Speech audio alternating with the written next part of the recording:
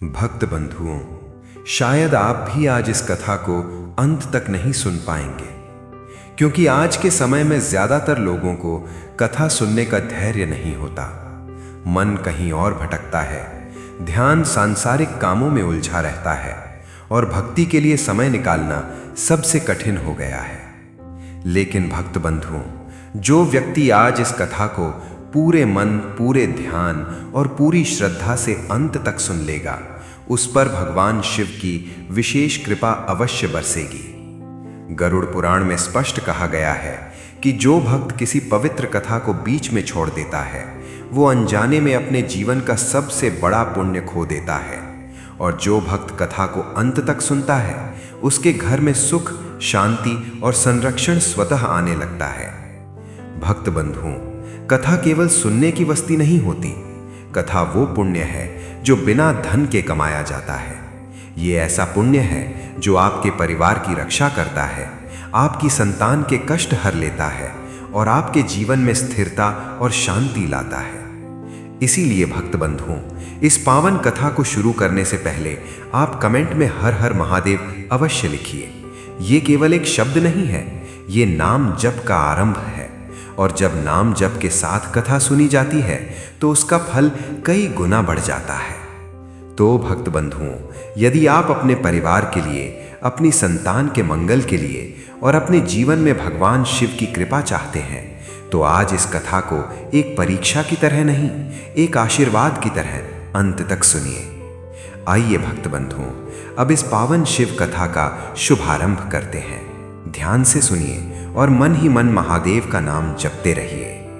एक छोटा सा कस्बा था जहां चारों ओर हरियाली थी और लोग एक दूसरे को नाम से जानते थे। इसी कस्बे में आसू नाम का एक व्यक्ति रहता था। आसू का रहन सहन और उसका व्यक्तित्व कस्बे के अन्य लोगों से बिल्कुल अलग दिखता था। वो खुद को बहुत बड़ा धार्मिक व्यक्ति मानता था। हर सोमवार के दिन आसू का नियम पत्थर की लकीर जैसा था।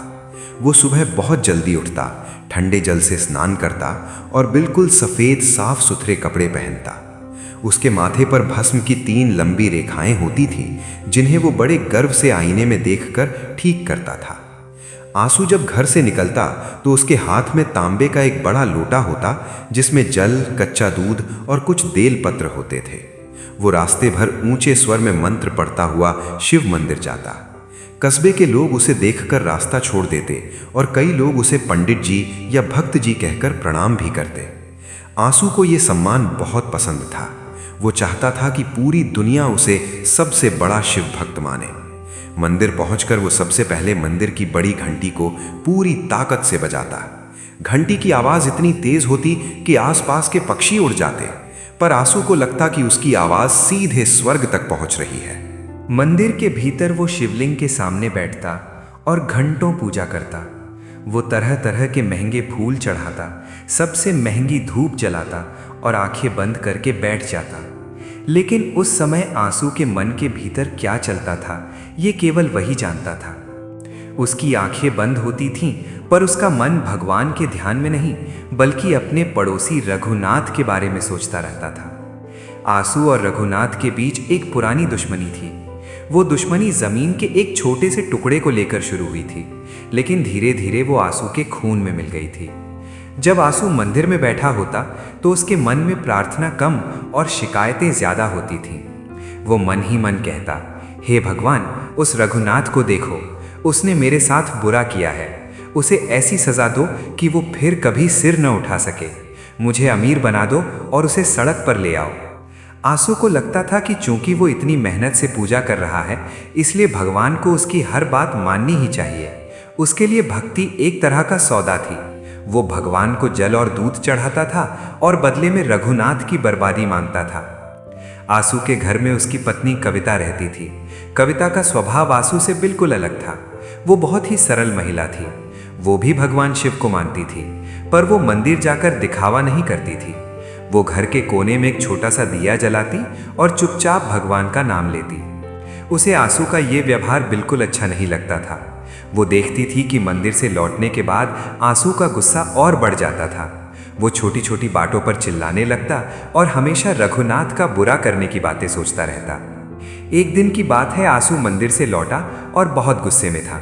उसने लोटा जोर से रसोई के चबूतरे पर रखा और बड़बड़ाने लगा। कविता ने उससे पूछा कि क्या हुआ। आंसू बोला, आज मैंने बाजार में रघुनाथ को देखा। वो एक नई गाड़ी खरीदने की बात कर रहा था। भगवान जाने उसके पास इतना पैसा कहाँ से आ रहा है। मैंने आज मंदिर में भगवान से कहा है कि या तो उसका सब कुछ छीन लो या फिर मुझे उससे 2 गुना दे दो। कविता चुप रही, क्योंकि वो जानती थी कि आंसू को समझाना बेकार है। आंसू का व्यापार ठीक ठाक चलता था।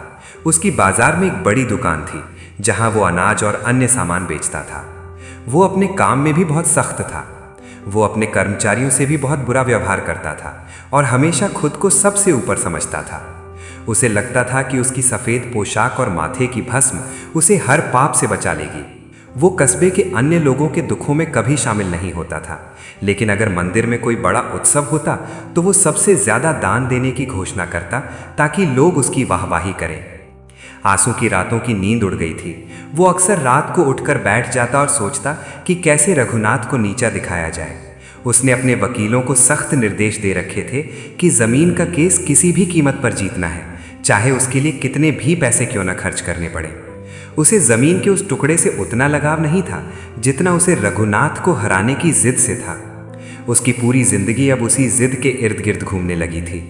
कस्बे के लोग आंसू की धार्मिकता से डरते थे, पर उसका सम्मान दिल से नहीं करते थे। लोग पीठ पीछे कहते थे कि आंसू केवल बाहर से भक्त है, अंदर से तो वो नफरत से भरा हुआ है। पर आंसू को इन बातों की परवाह नहीं थी। उसे लगता था कि वो जो कर रहा है वही सही धर्म है। उसने मान लिया था कि भगवान शिव उसके साथ हैं और रघुनाथ के खिलाफ उसकी हर साजिश में उसकी मदद करेंगे। उसे जरा भी अंदाजा नहीं था कि आने वाले समय में उसके साथ क्या होने वाला है। कविता अक्सर रात को चुपके से रोती थी। उसे डर लगता था कि आंसू की ये नफरत एक दिन घर में आग लगा देगी। उसने कई बार कोशिश की कि वो आंसू को थोड़ा शांत कर सके, पर आंसू उसे हमेशा ये कहकर चुप करा देता कि तुम औरत हो, तुम इन सब बातों को नहीं समझती। आंसू का अहंकार अब एक पहाड़ जैसा हो गया था, जिसके ऊपर वो खुद बैठा था और नीचे सबको कीड़े मकोड़ों की तरह देख रहा था। उसे लगा कि उसकी ये दिखावटी भक्ति ही उसकी सबसे बड़ी ढाल है, पर वो ये भूल गया था कि भगवान पत्थर की मूर्तियों में नहीं बल्कि साफ मन में बसते हैं। इस तरह आंसू के दिन बीत रहे थे। बाहर से सफ़ेद कपड़े, माथे पर भस्म और हाथ में गंगा जल, लेकिन अंदर केवल रघुनाथ के लिए जहर। ये कहानी उस समय की है जब आंसू के अहंकार का घड़ा पूरी तरह भर चुका था और अब उसकी परीक्षा की घड़ी पास आ रही थी। वो अपनी हर प्रार्थना में विनाश मांग रहा था, पर वो नहीं जानता था कि जिसका विनाश वो मांग रहा है वही एक दिन उसकी रक्षा के लिए खड़ा होगा। अभी तो वो केवल अपने घमंड में डूबा हुआ था और अपनी हर सफलता को अपनी भक्ति का फल मान रहा था। आंसू और रघुनाथ के बीच की ये दुश्मनी कोई 2-4 दिन पुरानी नहीं थी, बल्कि ये सालों से एक जहरीली बेल की तरह बढ़ रही थी। कस्बे के पुराने लोग बताते थे कि एक समय था जब आंसू के पिता और रघुनाथ के पिता गहरे मित्र हुआ करते थे, लेकिन वक्त का पहिया ऐसा घूमा कि वो दोस्ती अब कट्टर दुश्मनी में बदल चुकी थी। इस लड़ाई के केंद्र में था एक खाली पड़ा हुआ जमीन का टुकड़ा, जो दोनों के घरों के ठीक बीचों बीच स्थित था। वो जमीन देखने में बहुत छोटी थी, शायद उस पर एक छोटा कमरा ही बन सकता था, लेकिन उस पर अधिकार जमाना अब दोनों के लिए प्रतिष्ठा का सवाल बन गया था। आंसू का दावा था कि उसके दादाजी ने यह जमीन रघुनाथ के परिवार को केवल इस्तेमाल के लिए दी थी, जबकि रघुनाथ के पास ऐसे कागजात थे जो बताते थे कि उसके परिवार ने यह जमीन बरसों पहले नकद पैसे देकर खरीदी थी। आंसू को यह बात कभी हजम नहीं हुई। उसे लगता था कि रघुनाथ ने उसके परिवार की भोली भाली स्थिति का फायदा उठाकर फर्जी कागज बनवा लिए हैं। धीरे धीरे ये जमीन का टुकड़ा एक विवादित मैदान बन गया। आंसू ने वहां कंटीले तार लगवा दिए तो अगले दिन रघुनाथ ने उन्हें उखाड़ फेंका। आंसू ने वहां पत्थर डलवा दिए तो रघुनाथ ने पुलिस बुला ली।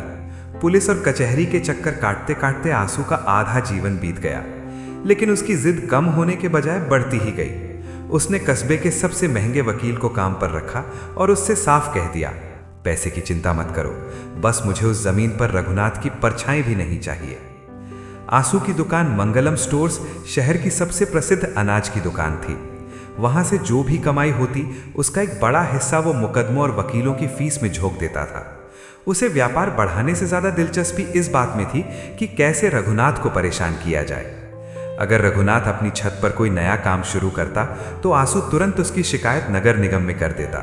अगर रघुनाथ के घर कोई मेहमान आता तो आंसू जानबूझकर अपने घर के बाहर गंदगी फैला देता या शोर मचाना शुरू कर देता। रघुनाथ स्वभाव से आंसू जितना उग्र नहीं था, लेकिन वो भी दबने वाला आदमी नहीं था। उसने भी तय कर लिया था कि वो आंसू की हर चाल का जवाब कानूनी तरीके से देगा। रघुनाथ का शांत रहना आंसू को और भी ज्यादा चिढ़ाता था। आंसू को लगता था कि रघुनाथ उसे कमजोर समझता है। आंसू अक्सर शाम को अपने घर के चबूतरे पर बैठकर रघुनाथ के घर की ओर घूरता रहता। उसकी आंखों में नफरत की ऐसी चमक होती थी कि पास से गुजरने वाले लोग भी डर जाते थे। कविता, आंसू की पत्नी, इस सबसे बहुत दुखी रहती थी।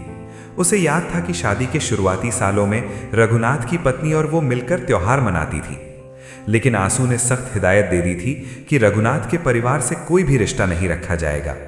कविता अगर कभी बाजार में रघुनाथ की पत्नी से टकरा जाती तो उसे अपना चेहरा छिपाकर निकलना पड़ता था। आंसू ने घर के माहौल को एक जेल जैसा बना दिया था, जहां केवल नफरत की बातें होती थीं। एक बार की बात है, कस्बे में बहुत बड़ा मेला लगा था। रघुनाथ का बेटा मेले में खो गया।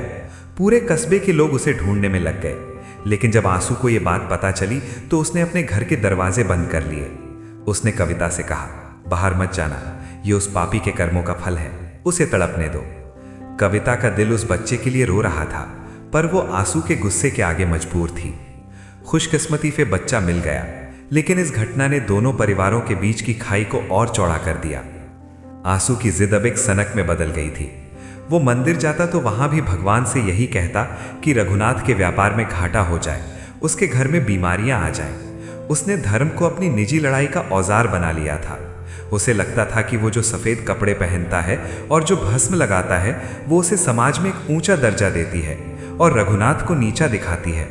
वो अक्सर कहता था कि मैं शिव का अंश हूं और शिव बुराई का नाश करते हैं, रघुनाथ मेरे लिए वही बुराई है। कस्बे के कुछ बुजुर्गों ने एक बार पंचायत बुलाकर दोनों को समझाने की कोशिश की। सरपंच ने कहा, आंसू, तुम ये आधी जमीन रख लो और आधी रघुनाथ को दे दो, मामला खत्म करो। लेकिन आंसू पंचायत में खड़ा होकर चिल्लाया, आधी क्यों, वो पूरी जमीन मेरी है। मैं 1 इंच भी उस आदमी को नहीं दूंगा जिसने मेरे परिवार को धोखा दिया। अगर मुझे न्याय नहीं मिला तो मैं अपनी जान दे दूंगा, पर हार नहीं मानूंगा। सरपंच ने हार मान ली, क्योंकि आंसू के सिर पर अहंकार का भूत सवार था। आंसू के इस व्यवहार के कारण उसके पुराने मित्र भी उससे दूर होने लगे थे। लोग जानते थे कि आंसू के मुंह लगना मतलब मुसीबत को दावत देना है। आंसू को इस अकेलेपन की परवाह नहीं थी। उसे लगता था कि वो अकेला ही काफी है। उसका व्यापार अब धीरे धीरे गिरने लगा था, क्योंकि उसका ध्यान ग्राहकों से ज्यादा वकीलों पर था। दुकान में सामान कम होने लगा था और कर्ज बढ़ने लगा था, लेकिन आंसू का अहंकार अभी भी आसमान छू रहा था। रघुनाथ ने कई बार कोशिश की कि वो सीधे आंसू से बात करे, लेकिन आंसू ने कभी उसे अपने घर की चौखट पर पैर नहीं रखने दिया। आंसू को लगता था कि रघुनाथ जो भी करेगा वो एक साजिश होगी। शक ने आंसू की बुद्धि को पूरी तरह जकड़ लिया था। वो रात को सोने से पहले खिड़की से झांक कर देखता था कि रघुनाथ के घर की बत्तियां बुझी हैं या नहीं। अगर रघुनाथ के घर देर रात तक रोशनी रहती तो आंसू को चिंता होने लगती कि वो कोई नया मुकदमा तैयार कर रहा होगा। ये नफरत अब आंसू के शरीर को भी सुखाने लगी थी। उसका चेहरा जो कभी भरा हुआ था अब हड्डियों का ढांचा लगने लगा था। उसकी आंखों के नीचे काले घेरे पड़ गए थे। वो हर समय चिड़चिड़ा रहता था। कविता उसके लिए खाना बनाती तो वो खाने में नुक्स निकालता और थाली फेंक देता। घर के भीतर का सुकून पूरी तरह खत्म हो चुका था। आंसू जिस जमीन के लिए लड़ रहा था वो जमीन वैसे ही सूखी पड़ी थी, लेकिन उस जमीन ने आंसू के हंसते खेलते घर को बंजर बना दिया था। आंसू की दुकान के कर्मचारी अब धीरे धीरे काम छोड़कर जाने लगे थे। उन्हें आंसू की गालियां और उसका खराब व्यवहार अब बर्दाश्त नहीं होता था। दुकान में धूल जमने लगी थी, पर आंसू को इसकी फिक्र नहीं थी। वो हर सोमवार वैसे ही मंदिर जाता, वैसे ही घंटी बजाता और वैसे ही रघुनाथ के विनाश की कामना करता। उसे लग रहा था कि वो एक बहुत बड़ा युद्ध लड़ रहा है, जबकि असल में वो खुद से और अपनी ही शांति से हार रहा था। इस तरह समय बीतता गया और वो जमीन का विवाद एक ज्वालामुखी की तरह धधकने लगा। आंसू ने तय कर लिया था कि वो इस लड़ाई को अंत तक ले जाएगा। उसे नहीं पता था कि जिस जहर को वो अपने भीतर पाल रहा है वो जल्द ही उसके पूरे संसार को निगलने वाला है। आंसू का अहंकार अब अपनी चरम सीमा पर था। और नियति उसे एक ऐसा झटका देने वाली थी जिसकी उसने कभी सपने में भी कल्पना नहीं की थी। आसू के जीवन का सबसे महत्वपूर्ण हिस्सा उसका सोमवार का नियम था। कस्बे के लोग जानते थे कि सोमवार के दिन आसू किसी से बात नहीं करता था। वह केवल अपनी पूजा पाठ में डूबा रहता था। लेकिन यह पूजा शांति के लिए नहीं, बल्कि एक जिद को पालने के लिए थी। आसू जब सुबह मंदिर की ओर निकलता तो उसके मन में एक अजीब तरह की बेचैनी होती थी। उसे लगता था कि अगर वो मंदिर में सबसे पहले पहुंचेगा और सबसे जोर से घंटी बजाएगा तो भगवान उसकी बात पहले सुनेंगे। मंदिर के मुख्य द्वार पर पहुंचते ही आसू अपनी पूरी ताकत से पीतल की उस भारी घंटी को बजाता। उसकी आवाज इतनी तेज होती कि गर्भगृह में बैठे पुजारी भी एक बार के लिए चौंक जाते। आसू शिवलिंग के पास बैठता और तांबे के लोटे से जल और दूध की धारा चढ़ाते हुए मंत्रों का जाप करता। लेकिन उसके होठों से निकलने वाले मंत्र और उसके दिमाग में चलने वाले विचार एक दूसरे से बिल्कुल अलग होते थे। उसके दिमाग में हर समय वही जमीन का टुकड़ा और रघुनाथ का चेहरा घूमता रहता। एक बार मंदिर में बैठकर आसू ने अपनी आंखें बंद की। वो ओम नमः शिवाय का जाप कर रहा था, लेकिन उसके मन के भीतर एक काल्पनिक दृश्य चल रहा था। वह देख रहा था कि रघुनाथ के दुकान में चोरी हो गई है। उसके पास 1 रुपया भी नहीं बचा है और वह सड़क पर आकर आसू से माफी मांग रहा है। आसू को इस कल्पना में एक अजीब सा सुख मिलता था। उसे लगता था कि यही न्याय है। उसने भगवान शिव को अपना वकील समझ लिया था और उसकी हर पूजा उस मुकदमों की पैरवी की तरह थी। आसू की प्रार्थनाएं अब बहुत अजीब हो गई थीं। वह कहता, हे भोलेनाथ, मैं आपका इतना बड़ा भक्त हूँ। मैं हर साल आपके नाम पर भंडारा करता हूँ, फिर भी वह रघुनाथ मज़े में क्यों है? उसकी सेहत इतनी अच्छी क्यों है? आप मेरा साथ क्यों नहीं दे रहे? बस एक बार उसे सबक सिखा दो, फिर मैं 1.25 किलो चांदी का छत्र चढ़ाऊंगा। आसू भगवान के साथ सौदेबाजी करने लगा था। वह भूल गया था कि वह भगवान से क्या मांग रहा है। वह विनाश की मांग कर रहा था, जबकि वह जिस मंदिर में बैठा था वह कल्याण का प्रतीक था। कविता ने कई बार आसू को टोका। वह कहती, आप मंदिर जाते हैं तो वहां शांति मांगा करें, आप तो वहां भी युद्ध की तैयारी करते हैं। आसू उसे झिड़क देता और कहता, तुम क्या जानो, बिना भगवान की शक्ति के मैं उस धूर्त रघुनाथ को नहीं हरा सकता।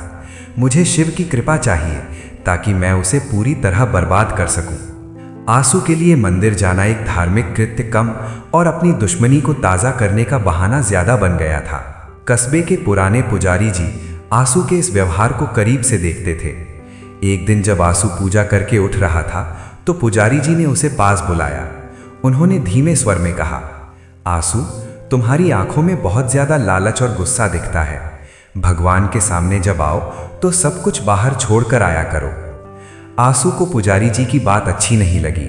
उसे लगा कि शायद पुजारी जी भी रघुनाथ के पक्ष में बोल रहे हैं। उसने पुजारी जी को कोई जवाब नहीं दिया, बस अपना माथा टेका और गुस्से में वहां से चला आया। आसू का यह स्वभाव अब उसके व्यापार पर भी असर डालने लगा था। उसकी दुकान में ग्राहक आने से कतराने लगे थे। आसू हर समय गुस्से में रहता था। कभी किसी को कम तौल देता तो कभी किसी पर चिल्ला देता। उसका पूरा ध्यान इस बात पर रहता कि रघुनाथ की दुकान पर कितने ग्राहक जा रहे हैं। वह अपनी दुकान के बाहर बैठकर रघुनाथ की दुकान की ओर देखता रहता और मन ही मन उसे कोसता रहता। उसे लगता था कि रघुनाथ ने कोई जादू टोना कर दिया है जिससे उसकी दुकान नहीं चल रही। रातों को आसू की नींद गायब हो गई थी। वह अंधेरे में अपनी छत पर टहलता रहता और रघुनाथ के घर की ओर देखता। अगर रघुनाथ के घर में कोई हंसने की आवाज आती तो आसू का खून खौलने लगता। वह सोचता कि वह यहाँ परेशान है और उसका दुश्मन खुश है। यह विचार उसे अंदर ही अंदर खाए जा रहा था। उसने अपने वकीलों पर दबाव डालना शुरू किया कि कैसे भी करके जमीन का फैसला जल्दी करवाओ। वह वकीलों को और भी ज्यादा पैसे देने लगा, जबकि उसकी खुद की आर्थिक स्थिति अब उतनी अच्छी नहीं रही थी। कविता घर में बचत करने की कोशिश करती, पर आसू सारा पैसा वकीलों और मंदिर के दिखावे वाले दान में उड़ा देता। आसू को लगता था कि अगर वो मंदिर में भारी दान देगा तो भगवान उसके प्रति ज्यादा वफादार रहेंगे। उसने अपने घर में भी एक बड़ा सा शिव चित्र लगा रखा था, लेकिन उसके सामने बैठकर भी वह केवल रघुनाथ की बुराई ही सोचता था। उसकी भक्ति एक ढोंग बन गई थी जिसे वह खुद भी सच मानने लगा था। एक सोमवार को आंसू ने मंदिर में 11 ब्राह्मणों को बुलाकर एक विशेष पूजा करवाई। उसने इसमें हजारों रुपए खर्च किए। उसका मकसद केवल यह था कि रघुनाथ को यह पता चले कि आंसू कितना बड़ा भक्त है और भगवान उसके साथ है। पूजा के दौरान आंसू बार बार अपनी आंखें खोलकर देखता कि लोग उसे देख रहे हैं या नहीं। उसे श्रद्धा से ज्यादा अपनी शक्ति दिखाने में दिलचस्पी थी। पुजारी जी ने जब उसे संकल्प लेने को कहा तो आंसू ने मन ही मन संकल्प लिया कि वह रघुनाथ को बेघर करके ही दम लेगा। पूजा खत्म होने के बाद जब आंसू मंदिर की सीढ़ियों से उतर रहा था तो उसे रघुनाथ सामने से आता दिखा। रघुनाथ बहुत सादे कपड़ों में था और उसके हाथ में केवल एक फूल था। वह बहुत शांत दिख रहा था। आंसू ने उसे चढ़ाने के लिए जोर से हर हर महादेव का नारा लगाया और अपना सिर ऊंचा करके निकल गया। उसे लगा कि उसने आज भगवान को खरीद लिया है और अब रघुनाथ का अंत निश्चित है। लेकिन आंसू यह नहीं देख पा रहा था कि उसकी यह नफरत उसे किस विनाश की ओर ले जा रही थी। आंसू का घर अब केवल ईंट और पत्थरों का ढांचा रह गया था, क्योंकि वहां ना तो हंसी थी और ना ही सुकून। कविता सारा दिन मौन रहती और आंसू सारा दिन जहर उगलता। वह अपने खाने में भी नफरत का स्वाद ढूंढ लेता। उसने कस्बे के उन लोगों से भी बात करना बंद कर दिया था जो रघुनाथ से थोड़ी भी हमदर्दी रखते थे। आंसू ने खुद को एक ऐसे घेरे में बंद कर लिया था जहां केवल वह था और उसका दुश्मन रघुनाथ। इस तरह आंसू की विनाश की याचना दिन ब दिन बढ़ती गई। वह हर घंटी की गूंज में रघुनाथ की हार ढूंढता था। वह हर मंत्र के उच्चारण में रघुनाथ का अंत चाहता था। उसे लगा कि उसकी यह जिद ही उसकी भक्ति है, लेकिन उसे जरा भी पता नहीं था कि जिस विनाश की वह कामना कर रहा था उसकी पहली चिंगारी अब सुलगने वाली थी, और वह चिंगारी सबसे पहले उसी के घर को राख करने वाली थी। आंसू के घर में जहां एक तरफ नफरत की आग हर समय सुलगती रहती थी, वहीं दूसरी तरफ उसकी पत्नी कविता एक ठंडी छांव की तरह थी। कविता को कस्बे के लोग बहुत पसंद करते थे, क्योंकि उसका चेहरा हमेशा शांत रहता था और उसकी आवाज में एक अजीब सी मिठास थी। आंसू की कड़वाहट और उसकी गुस्से वाली आदतों के बावजूद कविता ने कभी अपना धैर्य नहीं खोया। वो जानती थी कि उसके पति का मन एक ऐसी बीमारी से घिर गया है जिसका नाम नफरत है, और वो इस बीमारी को शांति से ही ठीक करना चाहती थी। कविता की सुबह आंसू से भी पहले शुरू होती थी। वो उठकर सबसे पहले घर की सफाई करती, तुलसी के पौधे को जल चढ़ाती और फिर अपने घर के छोटे से मंदिर में जाकर बैठ जाती। वो मंदिर आंसू के भव्य और दिखावे वाले मंदिर जैसा नहीं था। वहां केवल एक छोटी सी शिवलिंग की मूर्ति थी और एक पीतल का दिया। कविता जब पूजा करती तो वो कोई शोर नहीं मचाती थी। वो अपनी आंखें बंद करती और बहुत ही धीमे स्वर में भजन गुनगुनाती। उसकी प्रार्थना आंसू की तरह किसी के विनाश के लिए नहीं होती थी। वो केवल इतना कहती, प्रभु सबको सुखी रखना और मेरे घर में शांति बनाए रखना। आंसू अक्सर कविता की इस सादगी का मजाक उड़ाता था। वो कहता, तुम इस तरह चुपचाप बैठकर क्या पालोगी? देखो मुझे, मैं मंदिर में जाकर कैसे डंके की चोट पर अपनी बात कहता हूँ। भगवान भी उन्हीं की सुनते हैं जो साहसी होते हैं। तुम्हारी ये डरपोक भक्ति किसी काम की नहीं। कविता उसकी बातों का बुरा नहीं मानती थी। वो बस मुस्कुरा देती और अपने काम में लग जाती। वो जानती थी कि जो समुद्र शांत होता है वो उतना ही गहरा होता है। घर के बाहर भी कविता का व्यवहार बहुत ही दयालु था। अगर कस्बे में कोई गरीब बच्चा भूखा दिखता तो वो चुपके से उसे अपने हिस्से की रोटी दे देती। अगर कोई जानवर घायल होता तो वो उसकी सेवा करती। आंसू को कविता की ये आदतें बहुत अखरती थीं।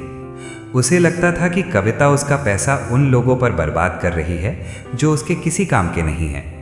आंसू कहता, ये सब पुण्य कमाने का नाटक बंद करो। हमें अपनी शक्ति बढ़ानी है ताकि हम रघुनाथ को हरा सकें। लेकिन कविता का मानना था कि असली शक्ति सेवा में ही छिपी है। एक बार की बात है, रघुनाथ की पत्नी बहुत बीमार पड़ गई। कस्बे में ये खबर फैल गई कि उसे शहर के अस्पताल ले जाना पड़ेगा और उनके पास पैसों की कमी है।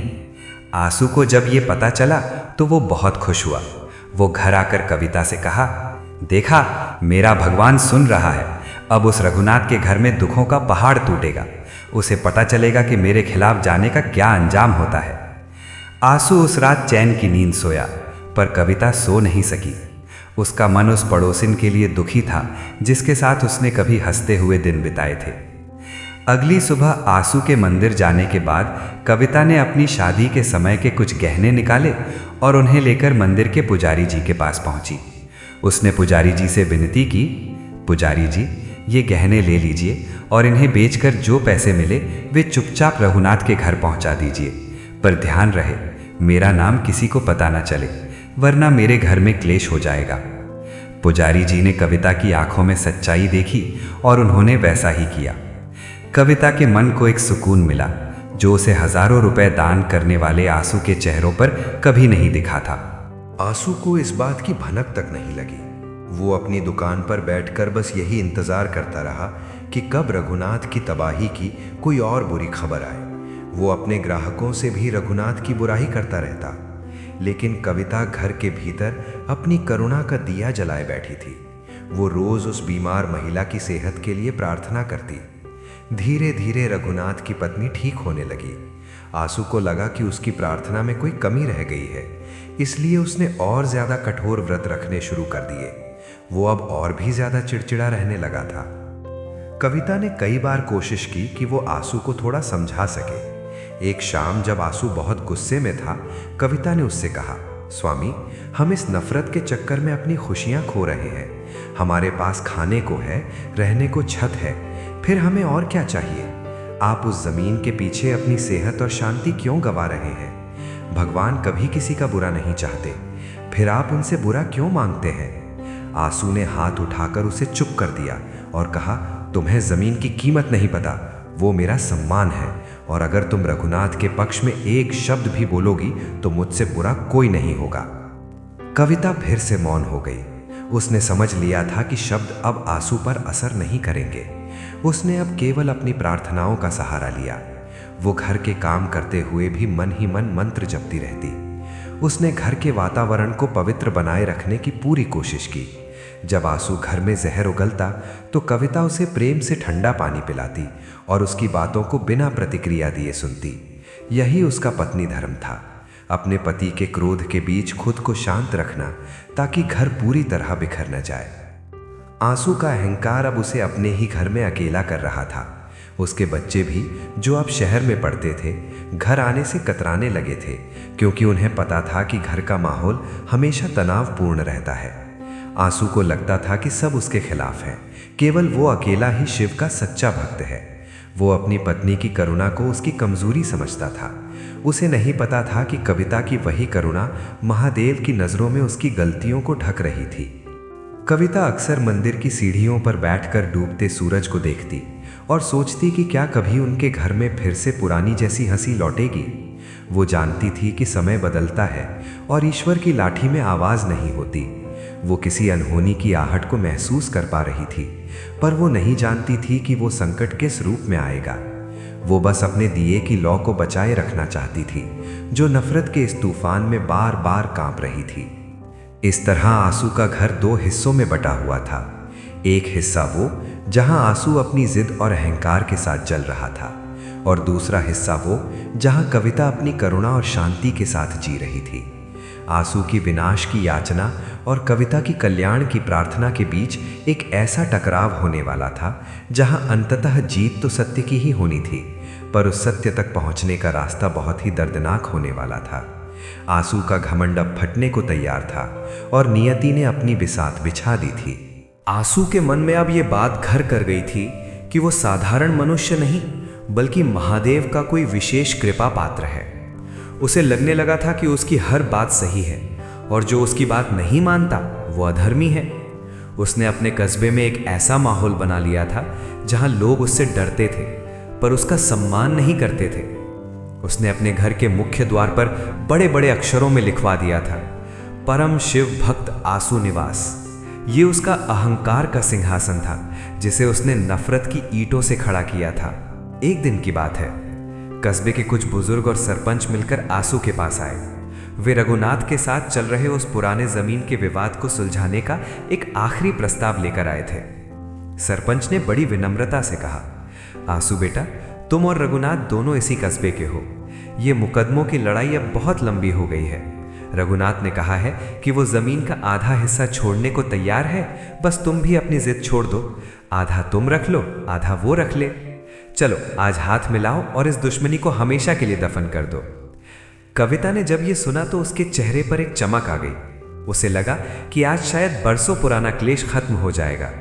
वो अंदर से चाय पानी लेकर आई और उम्मीद भरी नजरों से आंसू की ओर देखने लगी। लेकिन आंसू के भीतर का अहंकार उस समय जाग उठा। उसने अपनी कुर्सी को पीछे धकेला और जोर से हंसा। आंसू ने कहा, समझौता, और वो भी रघुनाथ के साथ? सरपंच जी, आप शायद भूल रहे हैं कि आंसू कभी किसी के आगे नहीं झुकता। वो जमीन मेरी है और पूरी की पूरी मेरी है। रघुनाथ ने आधा हिस्सा देने की बात इसलिए की है क्योंकि वो डर गया है। उसे पता चल गया है कि मेरे भगवान उसके खिलाफ हैं। मुझे भीख नहीं चाहिए, मुझे मेरा पूरा हक चाहिए। और हक छोड़िए, मुझे तो रघुनाथ की हार देखनी है। आप लोग वापस जा सकते हैं। आंसू किसी समझौते पर दस्तखत नहीं करेगा। सरपंच ने उसे समझाने की कोशिश की। आंसू, जिद का फल मीठा नहीं होता। आज तुम शक्ति में हो, पर कल का किसने देखा है? शांति का हाथ पकड़ लो।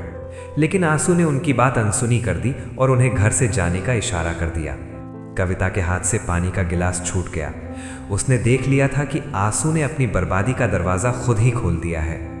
जब विवेक साथ छोड़ देता है तो विनाश को आने में देर नहीं लगती। उस दिन के बाद आंसू और भी ज्यादा आक्रामक हो गया। उसे लगा कि उसने सरपंच को मना करके बहुत बड़ा बहादुरी का काम किया है। उसने बाजार में यह खबर फैला दी कि रघुनाथ उससे डर कर समझौता करने आया था। वो अब अपनी दुकान पर ग्राहकों से कम और वकीलों से ज्यादा बातें करता था। उसने अपने व्यापार का पैसा मुकदमों में पानी की तरह बहाना शुरू कर दिया। उसकी दुकान मंगलम स्टोर्स, जो कभी अनाज के बोरों से भरी रहती थी, अब खाली होने लगी थी। आंसू को इसकी परवाह नहीं थी। उसे लगता था कि एक बार जमीन का केस जीत गया तो सब कुछ ठीक हो जाएगा। आंसू के अहंकार ने उसे अपनों से भी दूर कर दिया था। उसके रिश्तेदार अब उसके घर आने से बचते थे, क्योंकि आंसू हर बातचीत का अंत झगड़े या अपनी बड़ाई के साथ करता था। वो मंदिर में भी अब दूसरों को नीचा दिखाने के लिए ज्यादा शोर करने लगा था। उसने मंदिर के ट्रस्ट को भारी चंदा देने की घोषणा की, जबकि उसके घर के आर्थिक हालात बिगड़ रहे थे। उसे बस अपनी वो छवि बचाए रखनी थी कि वो बहुत शक्तिशाली और धनवान है। रात के समय आंसू अक्सर अंधेरे में अकेला बैठा रहता और अपनी जीत के सपने देखता। उसे लगता कि वो एक बहुत ऊंचे सिंहासन पर बैठा है और पूरा कस्बा, विशेषकर रघुनाथ, उसके पैरों में पड़ा है। उसका विवेक पूरी तरह मर चुका था। वो भूल गया था कि व्यापार मेहनत से चलता है और जीवन शांति से।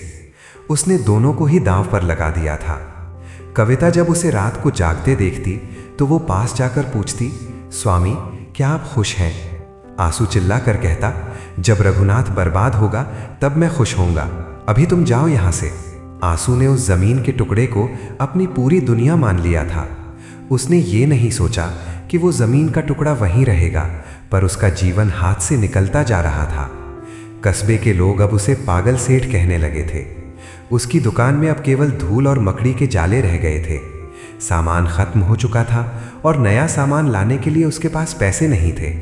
साहूकारों ने उसे पैसे उधार देना बंद कर दिया था, क्योंकि सबको पता था कि आंसू अब डूब रहा है। लेकिन आंसू अभी भी अपनी उस काल्पनिक दुनिया में जी रहा था जहां वो परम शिव भक्त था और अजेय था।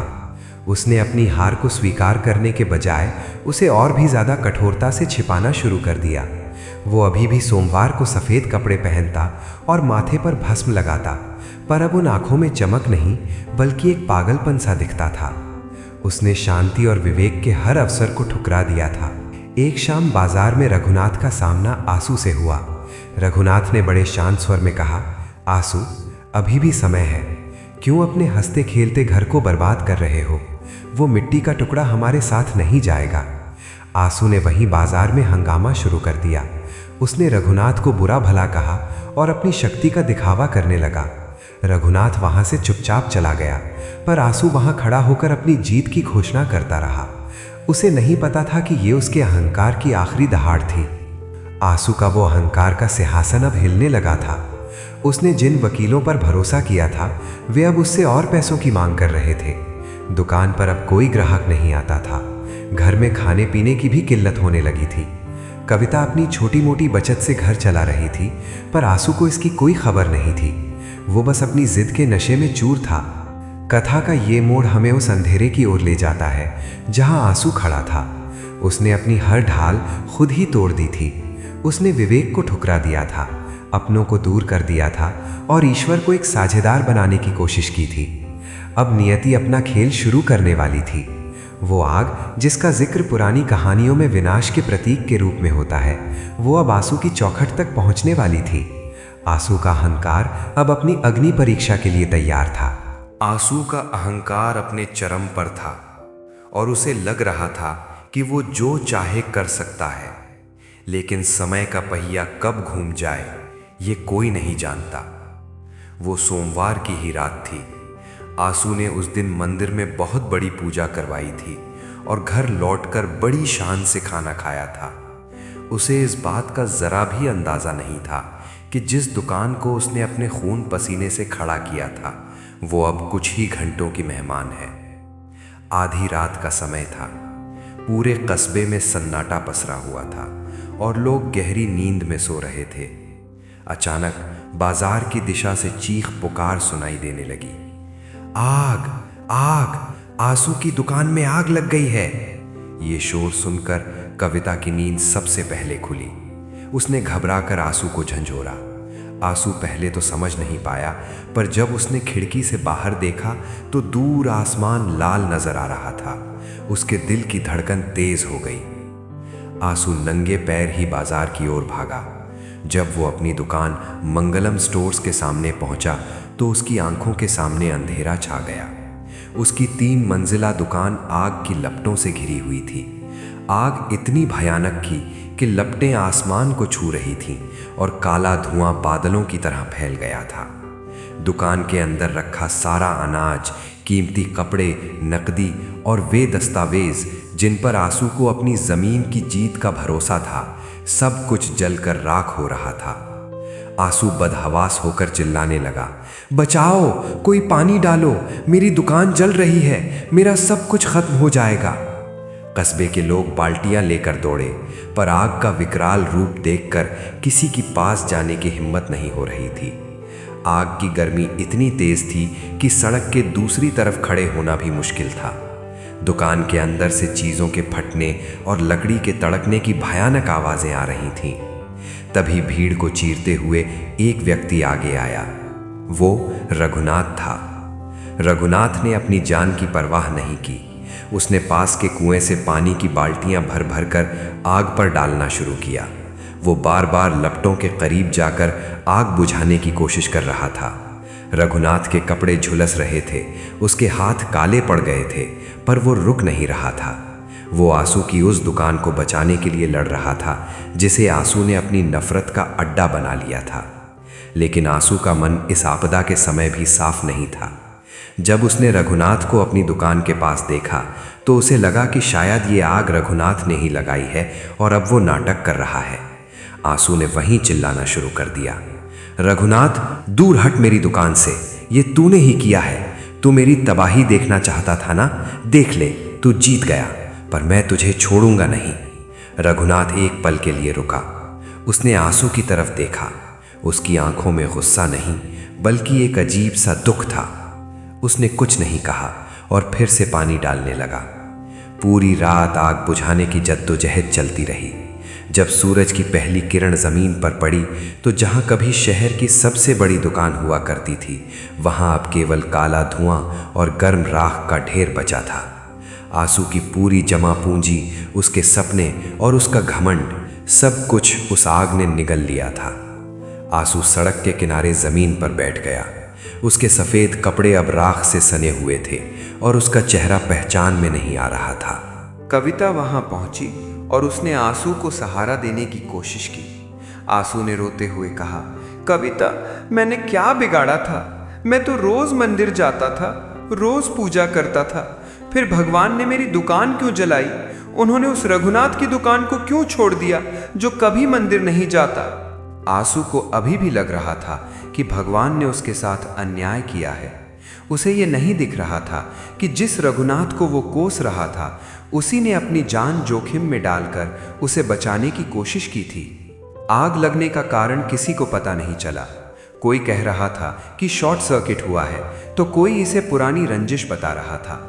लेकिन आंसू के लिए कारण मायने नहीं रखता था। उसके लिए तो उसका संसार उजड़ चुका था। उसके पास अब न दुकान थी, न सामान और न ही वो रुतबा। दुकान के जलने के साथ ही कस्बे में आंसू का प्रभाव भी खत्म होने लगा। जो लोग कल तक उसके सामने हाथ जोड़ते थे वे अब दूर से ही उसे देखकर रास्ता बदलने लगे। आंसू के पास अब केवल कर्ज बचा था। साहूकार और बैंक वाले अब उसके घर के चक्कर काटने लगे। दुकान के जलने से उसका आय का स्रोत पूरी तरह बंद हो गया था। आंसू दिन भर घर के कोने में बैठा रहता और उस राख के ढेर को याद करता रहता। उसका अहंकार अब एक कड़वाहट में बदल गया था। वो बार बार कहता, ये सब रघुनाथ की साजिश है, उसने ही मेरी दुकान में आग लगवाई है।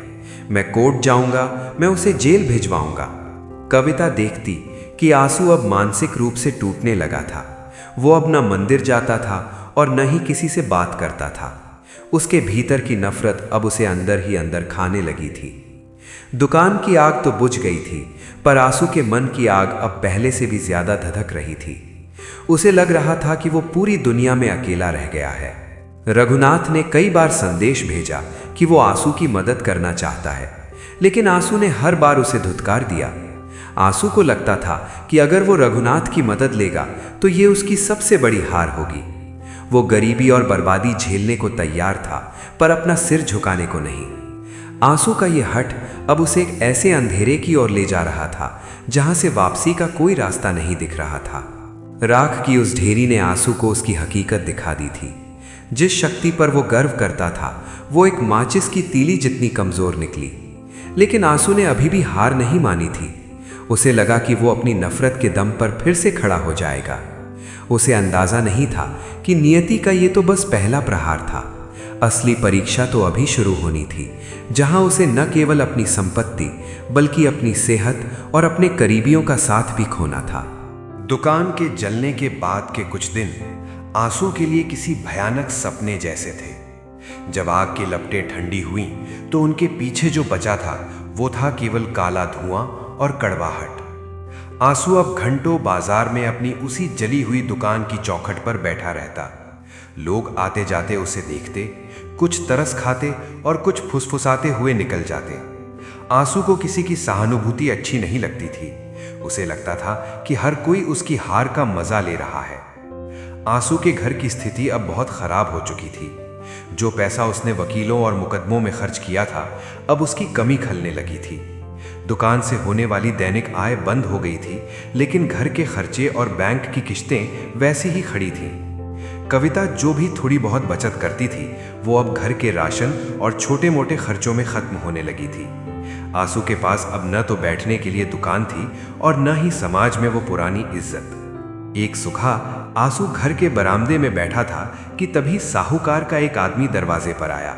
उसने बड़े रूखे स्वर में कहा, सेठ जी, दुकान तो जल गई पर कर्ज तो नहीं जला। अगले हफ्ते तक पहली किश्त तैयार रखिएगा, वरना घर की कुर्की की नौबत आ जाएगी। आंसू जो कभी दूसरों पर हुक्म चलाता था आज चुपचाप नीचा सर किए सुनता रहा। उस आदमी के जाने के बाद आंसू का क्रोध फट पड़ा। उसने घर का सामान उठा उठाकर फेंकना शुरू कर दिया। वो चिल्लाया, सब कुछ खत्म हो गया। कविता, देखो मेरा हाल। जिस शिव को मैं पूजता था उसने मुझे बीच राह में छोड़ दिया। और वो रघुनाथ आज वो बाजार में हंस रहा होगा। उसकी दुकान तो सही सलामत है, उसकी किस्मत चमक रही है और मेरा घर अंधेरे में है। आंसू का क्रोध अब भगवान और रघुनाथ दोनों के लिए बराबर हो गया था। उसने सोमवार का व्रत रखना छोड़ दिया, मंदिर जाना बंद कर दिया और अपने माथे से वो भस्म भी पोंछ दी जिसे वो अपनी शान समझता था। कविता ने उसे शांत करने की कोशिश की। स्वामी, हताश मत होइए, दुकान फिर बन जाएगी। हम मेहनत करेंगे। आप रघुनाथ के बारे में सोचना छोड़ दीजिए। वो अपनी जगह है, हम अपनी जगह। लेकिन आंसू का मन तो जैसे रघुनाथ के नाम से ही जलता था। उसने कविता को झिड़क दिया, तुम क्या जानो, वो रघुनाथ ही मेरी बर्बादी की जड़ है। उसने ही ये सब कराया है। मैं अब और शांत नहीं रहूंगा। आंसू की हताशा उसे धीरे धीरे पागलपन की ओर ले जा रही थी। बाजार में भी आंसू का व्यवहार अब विचित्र होने लगा था। वो कभी कभी अपनी जली हुई दुकान के सामने खड़ा होकर जोर जोर से चिल्लाने लगता। वो हवा में हाथ मारता मानो किसी से लड़ रहा हो। कस्बे के लोग अब उससे कतराने लगे थे। बच्चों को उसके पास जाने से मना किया जाता था। आंसू को लगने लगा था कि पूरी दुनिया उसके खिलाफ साजिश कर रही है। उसे रात में नींद नहीं आती थी। वो अंधेरे कमरे में बैठकर दीवार को घूरता रहता और मन ही मन रघुनाथ से बदला लेने की योजनाएं बनाता। आर्थिक तंगी ने आंसू के घर में कलह बढ़ा दी थी। अब घर में अक्सर अंधेरा रहता क्योंकि बिजली का बिल भरने के पैसे नहीं थे। कविता दूसरों के घरों में सिलाई कढ़ाई का काम ढूंढने लगी ताकि घर में 2 वक्त की रोटी आ सके। आंसू को जब ये पता चला तो उसका पुरुषार्थ और उसका अहंकार फिर से जाग उठा। उसने कविता से वो काम छुड़वा दिया। उसने कहा, आंसू की पत्नी दूसरों के आगे हाथ नहीं फैलाएगी, चाहे हम भूखे मर जाएं, पर मैं अपनी आन नहीं छोड़ूंगा। रघुनाथ को जब आंसू के घर की हालत का पता चला तो उसने अपने छोटे भाई के हाथ राशन और कुछ पैसे भिजवाए। रघुनाथ ने कहलाया था कि ये कर्ज नहीं बल्कि एक भाई की मदद है, लेकिन आंसू ने वो राशन और पैसे गली में फेंक दिए। उसने रघुनाथ के भाई से कहा, जाकर अपने भाई से कह दे कि आंसू अभी मरा नहीं है, मुझे उसकी भीख की जरूरत नहीं है। जब मेरा वक्त आएगा तो मैं उसे उसकी औकात दिखा दूंगा। रघुनाथ का भाई चुपचाप लौट गया, पर मोहल्ले के लोग आंसू की इस मूर्खता पर हंसने लगे। आंसू का क्रोध अब उसके स्वास्थ्य पर असर डालने लगा था। उसका चेहरा काला पड़ गया था और आंखें अंदर धंस गई थीं। वो बात बात पर कांपने लगता था। उसे हर समय ये डर सताता रहता था कि रघुनाथ अब उस विवादित जमीन पर कब्जा कर लेगा। वो कमजोर होने के बावजूद लाठी लेकर उस जमीन के पास पहरा देने जाता। उसे लगता था कि वही एक टुकड़ा अब उसके जीवन का आखिरी मकसद बचा है। कविता देखती थी कि कैसे एक हंसता खेलता इंसान अपनी ही नफरत की आग में जलकर राख हो रहा था। उसने आंसू से मिन्नतें की कि वो शहर जाकर डॉक्टर को दिखाए या किसी रिश्तेदार से मदद मांगे, पर आंसू अपनी जिद पर अड़ा रहा। उसने खुद को एक कमरे में बंद कर लिया। वो न ठीक से खाता था और न ही नहाता था। उसके भीतर की हताशा ने उसे एक ऐसे अंधेरे कुएं में धकेल दिया था जहां से उसे रोशनी की कोई किरण दिखाई नहीं दे रही थी। एक दिन बाजार में किसी ने खबर उड़ा दी कि रघुनाथ उस जमीन पर मंदिर बनाने की सोच रहा है। ये सुनते ही आंसू का खून खौल उठा। वो कमजोरी के बावजूद भागा भागा रघुनाथ के घर पहुंचा और उसके दरवाजे पर जाकर खूब हंगामा किया। उसने रघुनाथ को बहुत बुरा भला कहा। रघुनाथ बाहर आया और बस इतना कहा, आंसू तुम बीमार हो, घर जाओ और आराम करो। रघुनाथ की ये शांति आंसू को किसी थप्पड़ जैसी लगी। वो और भी ज्यादा भड़क गया, लेकिन उसका शरीर अब उसका साथ नहीं दे रहा था। वो वहीं जमीन पर गिर पड़ा। आंसू की हताशा अब उसके जीवन की सबसे बड़ी दुश्मन बन गई थी।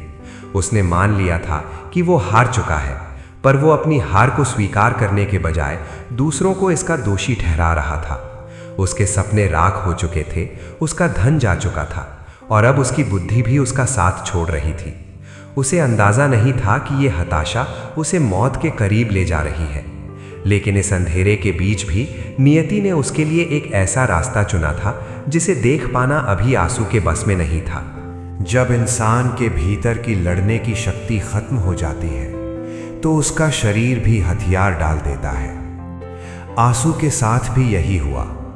दुकान जलने का सदमा और दिन रात की नफरत ने उसके शरीर को खोखला कर दिया था। रघुनाथ के दरवाजे पर गिरने के बाद जब उसे घर लाया गया तो वो फिर कभी पूरी तरह अपने पैरों पर खड़ा नहीं हो पाया। उसे तेज बुखार ने जकड़ लिया था जो हफ्तों तक उतरने का नाम नहीं ले रहा था। आंसू अब बिस्तर पर पड़ा रहता था। उसकी आंखों के सामने हर समय वही राख का ढेर और रघुनाथ का चेहरा घूमता रहता। उसकी भूख मर चुकी थी और वो बहुत कमजोर हो गया था। कविता दिन भर उसकी सेवा करती, उसे दवाइयाँ देती और उसके माथे पर ठंडी पट्टियाँ रखती, लेकिन आंसू का स्वभाव बीमारी में और भी ज्यादा चिड़चिड़ा हो गया था। वो दवाइयाँ फेंक देता और चिल्लाता, मुझे इन दवाओं की जरूरत नहीं है, मुझे बस वो जमीन चाहिए और रघुनाथ की बर्बादी देखनी है। इस बीमारी के दौरान आंसू को एक और बड़ा झटका लगा, अकेलेपन का। जब आंसू अमीर था और उसकी दुकान चलती थी तो उसके घर लोगों का आना जाना लगा रहता था। लेकिन अब जब वो कंगाल और बीमार था तो कोई उसकी सुध लेने नहीं आता था। जिन दोस्तों के साथ वो घंटों बैठकर राजनीति और रघुनाथ की बुराई करता था, वे अब रास्ता बदलकर निकल जाते थे। कोई नहीं चाहता था कि एक बीमार और कर्जदार व्यक्ति से उनका नाम जुड़े। कस्बे के लोग गलियों में बात करते थे, आंसू को उसके कर्मों का फल मिल रहा है। जो दूसरों के लिए गड्ढा खोदता है वो खुद ही उसमें गिरता है। ये बातें जब कविता के कानों तक पहुंचती तो उसका दिल बैठ जाता, पर वो आंसू को कुछ नहीं बताती थी। आंसू को महसूस होने लगा था कि वो अब समाज के लिए एक बोझ बन गया है। जिसे अपनी ताकत पर इतना घमंड था, वो आज एक गिलास पानी के लिए भी अपनी पत्नी पर निर्भर था। रातों को सन्नाटा होने पर आंसू को अपने भीतर की आवाज़ें सुनाई देती थीं। उसे डर लगने लगा था। अंधेरे कमरे में उसे लगता था कि कोई उसे देख रहा है। उसे वो समय याद आता जब वो मंदिर में जोर जोर से घंटी बजाता था। अब उसे उन घंटियों की आवाज़ डरावनी लगती थी। उसने अपने घर में लगे शिव के चित्र की ओर देखना भी बंद कर दिया था। उसे लगता था कि भगवान ने उसे धोखा दिया है। वो अपनी बीमारी के लिए भी महादेव को ही दोषी ठहराता था। आर्थिक तंगी इतनी बढ़ गई थी कि अब घर की कीमती चीज़ें बिकने लगी थीं। कविता ने अपने पीतल के बर्तन और पुरानी साड़ियाँ तक बेच दी ताकि आंसू के लिए दूध और दवा का इंतज़ाम हो सके। आंसू बिस्तर पर लेटा ये सब देखता रहता, पर उसकी ज़बान से कभी कविता के लिए धन्यवाद के शब्द नहीं निकले। वो बस यही सोचता कि ये सब रघुनाथ की वजह से हो रहा है। बीमारी ने उसके शरीर को तोड़ दिया था, पर उसकी नफरत अभी भी वैसी ही ताज़ा थी। एक रात आंसू की तबीयत बहुत ज़्यादा बिगड़ गई। उसे सांस लेने में तकलीफ होने लगी और उसका शरीर ठंडा पड़ने लगा। कविता घबरा गई और दौड़कर पड़ोसी के पास मदद मांगने गई, लेकिन उस पड़ोसी ने दरवाज़ा नहीं खोला। उसने अंदर से ही कह दिया, हम इस मामले में नहीं पड़ना चाहते। कविता रोते हुए घर वापस आई। उस रात आंसू को पहली बार महसूस हुआ कि उसने अपनी जिंदगी में कमाया क्या है। न दोस्त, न इज्जत, बस एक खाली घर और बीमारी। अगली सुबह जब यह खबर कस्बे में फैली कि आंसू की हालत बहुत खराब है, तो भी कोई आगे नहीं आया। लोग कहने लगे कि यह संक्रामक बीमारी हो सकती है या फिर कोई ऊपरी साया। आंसू बिस्तर पर पड़ा पड़ा खिड़की से बाहर देखता रहता। उसे वो जमीन का टुकड़ा साफ नजर आता था। अब वो जमीन उसे मिट्टी नहीं बल्कि एक कब्र जैसी लगने लगी थी। उसे लगने लगा कि शायद वो अब कभी उठ नहीं पाएगा। अकेलेपन का सबसे बुरा हिस्सा वो था जब आंसू को अपनी पुरानी गलतियां याद आने लगी। उसे याद आया कि कैसे उसने अपनी पत्नी को डांटा था, कैसे उसने गरीबों का अपमान किया था। लेकिन वो अपनी इन गलतियों को सुधारने के बजाय और भी ज्यादा क्रोधित हो जाता। वो अपनी किस्मत को कोसता। उसने खुद को पूरी तरह से दुनिया से काट लिया था। वो अब किसी का चेहरा नहीं देखना चाहता था। कविता ने हार नहीं मानी। वो पास के गांव से एक वैद्य को बुलाकर लाई। वैद्य ने आंसू की नब्ज देखी और सिर हिलाते हुए कहा, इसे दवा की उतनी जरूरत नहीं है जितनी मन की शांति की। इसका मन जहर से भरा हुआ है जो शरीर को गलने नहीं दे रहा और ठीक होने भी नहीं दे रहा। आंसू ने यह सुना और वैद्य को गाली देकर भगा दिया। उसे सच सुनना पसंद नहीं था। इस तरह दिन हफ्तों में और हफ्ते महीनों में बदल गए। आंसू का शरीर अब हड्डियों का ढांचा मात्र रह गया था।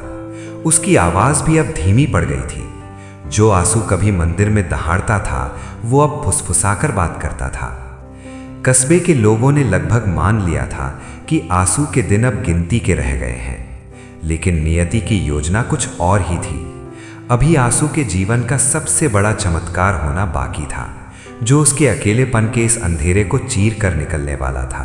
आंसू बिस्तर से चिपक गया था, लेकिन उसका दिमाग अभी भी उसी पुरानी दुश्मनी की गलियों में दौड़ रहा था। जब इंसान बहुत कमज़ोर हो जाता है और उसके पास करने को कुछ नहीं रहता, तो वो या तो पछतावा करता है या फिर अपनी नफरत को और ज़्यादा गहरा कर लेता है। आंसू ने दूसरा रास्ता चुना। वो अपनी हर शारीरिक पीड़ा, हर आर्थिक चोट और अपने अकेलेपन का एकमात्र जिम्मेदार रघुनाथ को ही मानता था। अक्सर दोपहर के समय जब घर में सन्नाटा होता और कविता रसोई में काम कर रही होती, आंसू खिड़की के बाहर देखता रहता। अगर उसे दूर से भी रघुनाथ की परछाई दिख जाती या उसकी आवाज़ सुनाई दे जाती तो आंसू के कमज़ोर शरीर में एक अजीब सी बिजली दौड़ जाती। वो कांपते हाथों से चादर पकड़ लेता और बुदबुदाने लगता, देखो उसे, वो कितना खुश है। मेरी बर्बादी पर उसकी चाल और भी तेज़ हो गई है। वो मेरी मौत का इंतज़ार कर रहा है ताकि उस ज़मीन पर महल खड़ा कर सके। आंसू का भ्रम अब इस हद तक बढ़ गया था कि उसे अपनी बीमारी भी रघुनाथ की साजिश लगने लगी थी। एक दिन जब कविता उसे काढ़ा पिला रही थी, आंसू ने प्याला दूर हटा दिया और कहा, कविता, क्या तुम्हें पक्का पता है कि ये दवा वैद्य ने ही दी है? कहीं रघुनाथ ने वैद्य को पैसे देकर इसमें कुछ मिलवा तो नहीं दिया? वो चाहता है कि मैं धीरे धीरे दम तोड़ दूं। कविता की आंखों में आंसू आ गए। उसने कहा, स्वामी, कैसी बातें कर रहे हैं आप? वो बेचारा तो खुद मंदिर में आपकी सलामती के लिए दिया जलाता है। रघुनाथ का नाम सुनते ही आंसू भड़क गया। दिया जलाता है? वो ढोंग कर रहा है। वो दुनिया को दिखाना चाहता है कि वो कितना महान है। मुझे उसकी हमदर्दी से नफरत है। आंसू को अब रघुनाथ की अच्छाई भी एक चाल लगने लगी थी। उसे लगने लगा था कि रघुनाथ ने बाजार में उसकी दुकान के ग्राहकों को भी भड़काया है और उसी ने आग लगाने वाले को पैसे दिए थे। उसके पास इन बातों का कोई सबूत नहीं था, पर उसका मन अब केवल जहर उगलना जानता था। एक रात आंसू को तेज ठंड लगी और वो कांपने लगा। घर में ओढ़ने के लिए पर्याप्त कपड़े नहीं थे क्योंकि पुराने कपड़े जल चुके थे या बेचे जा चुके थे। कविता ने उसे अपनी साड़ी ओढ़ा दी, पर उसकी कपकपी कम नहीं हुई। आंसू उस हालत में भी बोला, अगर आज मेरे पास पैसे होते तो मैं रेशमी लिहाफ में सोता। वो रघुनाथ, उसके पास आज सब कुछ है। उसने मेरी किस्मत छीन ली है। भगवान भी उसका साथ दे रहे हैं क्योंकि वो चालाक है। आंसू की नफरत अब उसकी परछाइयों से भी होने लगी थी। उसे लगता कि रात के अंधेरे में कोई उसे डराने आता है और वो आकृति रघुनाथ जैसी दिखती है। वो डरे हुए स्वर में चिल्लाता, हट जाओ मेरे सामने से, मैं तुम्हें वो जमीन नहीं दूंगा। कविता उसे संभालती और उसके सिर पर हाथ फेरती, पर आंसू का डर और नफरत कम होने का नाम नहीं लेते थे। कस्बे में एक अफवाह उड़ी कि रघुनाथ आंसू के घर की नीलामी रोकने के लिए बैंक से बात कर रहा है।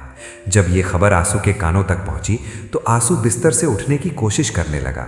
वो गुस्से से हाँफ रहा था। वो मेरे घर की भीख देगा, वो मेरा घर खरीदेगा। मैं इस घर में आग लगा दूंगी, पर उसकी दया पर नहीं रहूंगा। कविता, उसे कह दो कि हमारे घर की तरफ देखे भी नहीं।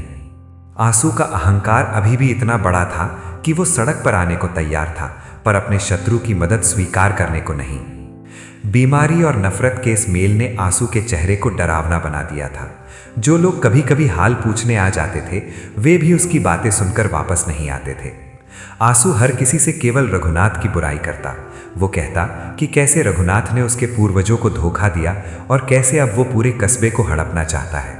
लोग पीठ पीछे कहते थे कि आंसू अब मानसिक संतुलन खो चुका है।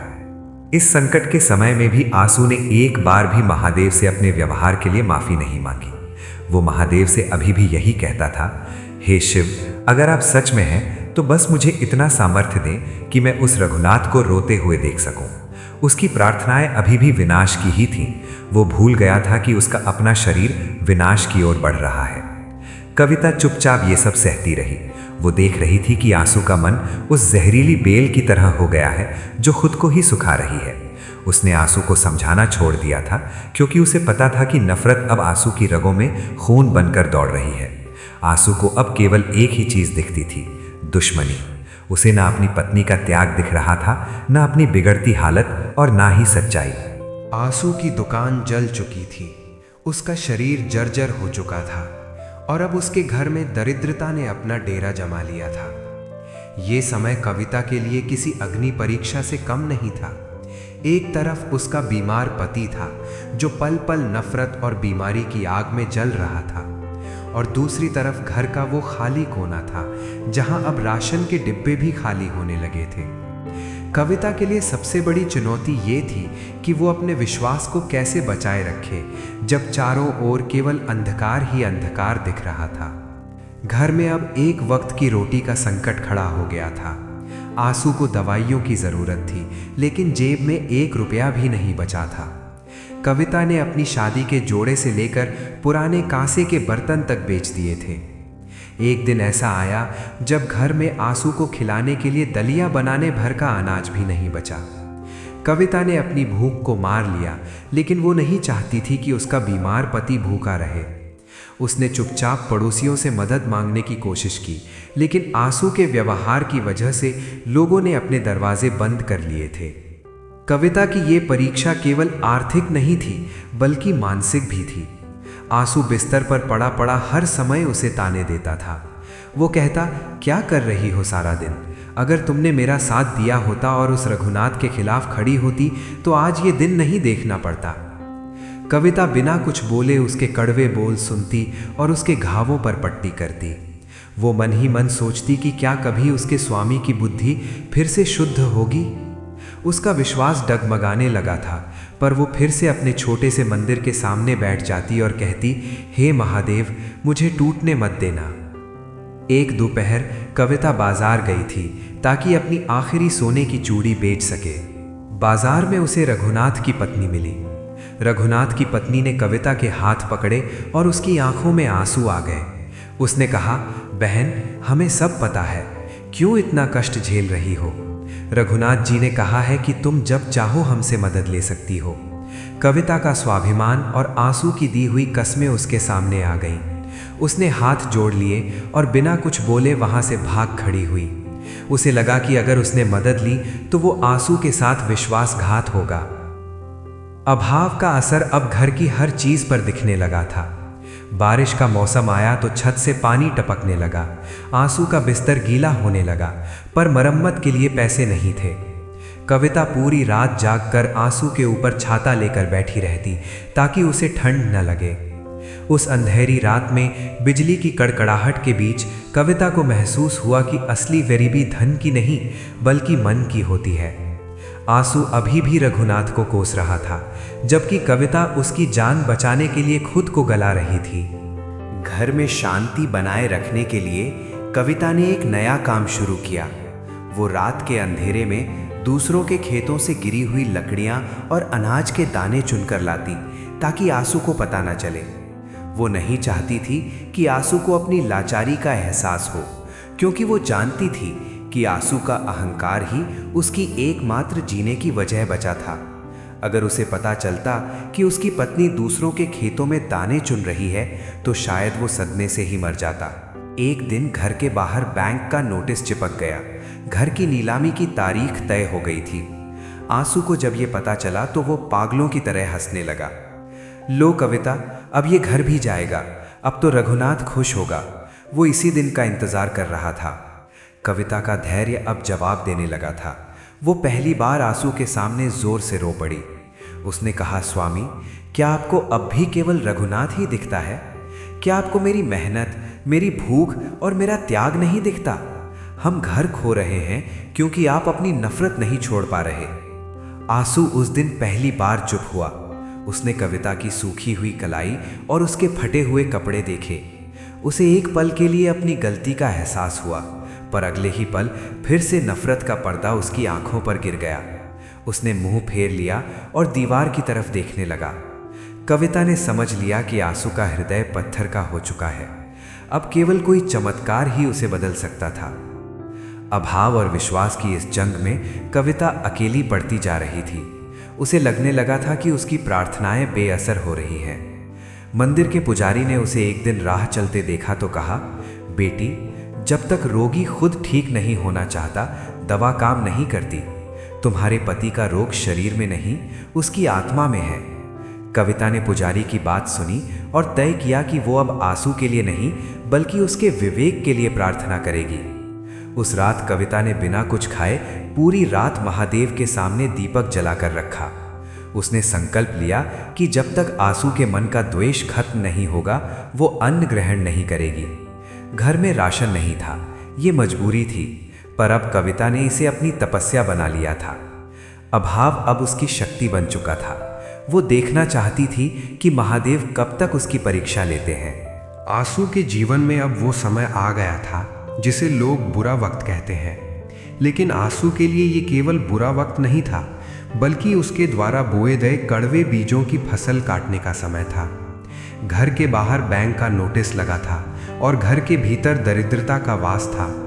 सबसे दुखद बात ये थी कि जिस समाज और जिन रिश्तेदारों के सामने आंसू अपनी झूठी शान बघारता था, उन सब ने अब उससे पूरी तरह मुंह मोड़ लिया था।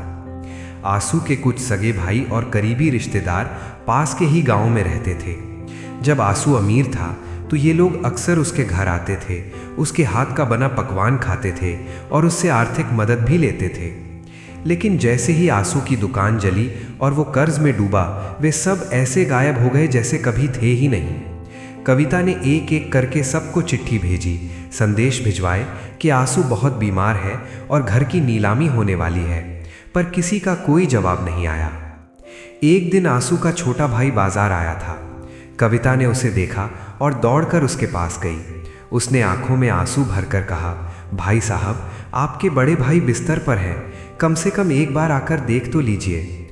भाई ने नजरें चुराते हुए कहा, देखो कविता, हम खुद बहुत तंगी में हैं, और फिर आंसू भैया का स्वभाव तो तुम जानती ही हो, वे किसी की सुनते तो है नहीं, बेकार में आकर झगड़ा करने से क्या फायदा। इतना कहकर वो जल्दी से निकल गया। कविता वहीं सड़क पर खड़ी रह गई। उसे पहली बार एहसास हुआ कि रिश्ते खून से नहीं, वक्त से चलते हैं। आंसू बिस्तर पर पड़ा ये सब सुनता और देखता रहता। उसे अपनी इस उपेक्षा पर बहुत गुस्सा आता। वो कहता, देखो इन लोगों को, जब मेरे पास पैसा था तो ये मेरे तलवे चाटते थे, आज मैं मुसीबत में हूँ तो सब ने साथ छोड़ दिया। ये सब महादेव की मर्जी है, वो चाहता है कि मैं तड़प तड़प कर मरूं। आंसू को अभी भी अपनी गलती नजर नहीं आ रही थी। उसे ये नहीं लग रहा था कि उसने खुद अपनी कड़वी जबान और अहंकार से इन सबको दूर किया है। उसे लग रहा था कि महादेव उसके साथ कोई क्रूर खेल खेल रहे हैं। कस्बे के वे लोग जो आंसू के साथ बैठकर मंदिर की सीढ़ियों पर लंबी लंबी बातें करते थे, वे भी अब उसे देखते ही रास्ता बदल लेते।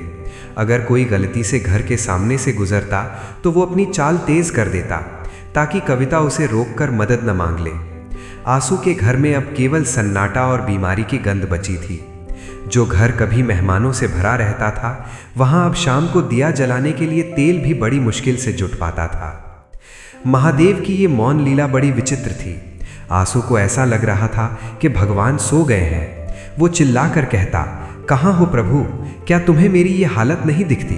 क्या तुम्हें उस रघुनाथ की तरक्की ही देखनी है? मुझे उठा क्यों नहीं लेते? आंसू की ये पुकार श्रद्धा से नहीं, बल्कि क्रोध और हताशा से भरी थी। उसे लग रहा था कि मौन रहकर महादेव उसका अपमान कर रहे हैं। उसे नहीं पता था कि ये मौन उसे खुद से मिलाने की एक प्रक्रिया थी। कविता ने इस दौरान एक अद्भुत धैर्य दिखाया। जब सब ने साथ छोड़ दिया तो वो और भी मजबूत हो गई। वो आंसू की वो लाठी बन गई जिसके बिना वो एक पल भी नहीं रह सकता था। वो भूखी रहती, पर आंसू को समय पर जो भी रूखा सूखा मिलता खिलाती। आंसू अक्सर उसे डांटता, क्यों कर रही हो ये सब? जब भगवान ने साथ छोड़ दिया तो तुम भी छोड़ दो, जाओ अपने मायके चली जाओ। कविता बस इतना कहती, आप मेरे पति हैं और मैं आपकी परछाई। परछाई कभी साथ नहीं छोड़ती। एक दोपहर कुछ लोग घर का नापजोक करने आए। नीलामी की प्रक्रिया शुरू हो गई थी। आंसू खिड़की से उन्हें देख रहा था। उसके पास अब विरोध करने की भी शक्ति नहीं बची थी। उसे लगा कि अब सब खत्म हो गया है। उसके अपने सगे संबंधी दूर खड़े तमाशा देख रहे थे। कोई ये नहीं कह रहा था कि इस घर को बचाने के लिए वे कुछ करेंगे। आंसू की आंखों से पहली बार बेबसी के आंसू निकले। उसने महसूस किया कि उसकी पूरी जिंदगी एक भ्रम थी। वो जिसे अपनी शक्ति समझता था, वो केवल कागजी थी। उसी समय बाजार में एक चर्चा शुरू हुई। किसी ने कहा कि रघुनाथ नीलामी में भाग लेने वाला है और वो इस घर को खरीद लेगा। जब ये बात आंसू तक पहुंची तो उसकी रूह कांप गई। उसे लगा कि ये उसके लिए मौत से भी बदतर होगा। रघुनाथ मेरे घर में रहेगा, मेरे पूर्वजों की जमीन पर उसका कब्जा होगा। आंसू का खून फिर से उबलने लगा, पर शरीर ने साथ नहीं दिया। वो केवल बिस्तर पर पड़े पड़े हाथ पांव पटक कर रह गया। अकेलेपन का ये दौर आंसू के लिए सबसे बड़ी सजा थी। उसे याद आने लगा कि कैसे उसने लोगों का अपमान किया था, कैसे उसने अपनी धन दौलत के घमंड में गरीबों को दुत्कारा था। उसे अब अपनी आवाज़ की वो गूंज याद आती थी जो दूसरों को मंदिर में डराती थी। उसे समझ आने लगा था कि उसने दुनिया में एक भी अपना नहीं बनाया, उसने केवल शत्रु बनाए या फिर चापलूस।